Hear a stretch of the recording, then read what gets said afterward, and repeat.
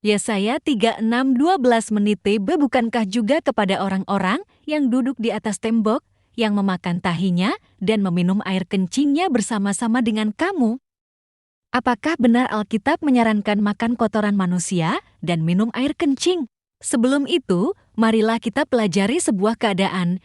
Saya akan mengajak kamu untuk berkenalan dengan seseorang. Ini adalah Blanche Monnier. Ia dikurung ibunya selama 25 tahun di ruangan kecil. Saat Blanche ditemukan, ia berbau busuk, hidup dengan makanan roti busuk, dan Blanche tidur dengan kotoran dan kencing sendiri.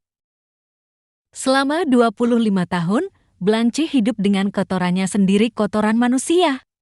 Dari kisah Blanche kita belajar bahwa ketika seseorang dikurung, ada sebuah keadaan mereka disiksa bahkan sampai harus tidur dengan kotoran sendiri dan makan kotoran sendiri.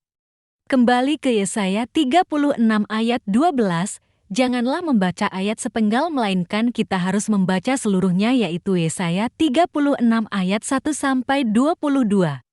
Seperti keadaan Blanche, judul dari Yesaya 36 Yerusalem dikepung oleh Sanherib itu berarti warga Yerusalem. Sama seperti keadaan Blanche, mereka dikurung, disiksa.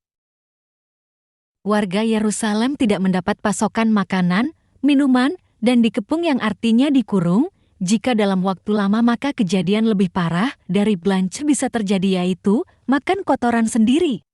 Jadi Alkitab tidak pernah menyuruh pengikutnya makan kotoran manusia, sama seperti menceritakan kisah Blanche.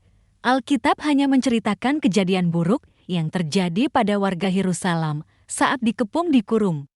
Yesaya 36 ayat 12 adalah kisah kejadian buruk yang dialami kaum Yerusalem saat dikepung. Jadi bedakan hukum Alkitab dan kisah Alkitab, dan Yesaya 36 itu kisah dan bukan hukum. Jadi Alkitab tidak pernah menyuruh orang Kristen makan kotoran manusia, melainkan Alkitab hanya jujur kejadian buruk yang terjadi pada warga Yerusalem. Kejadian buruk bukanlah hukum yang harus diikuti. Tuhan Yesus memberkatimu. Yesus itu kekal, amin.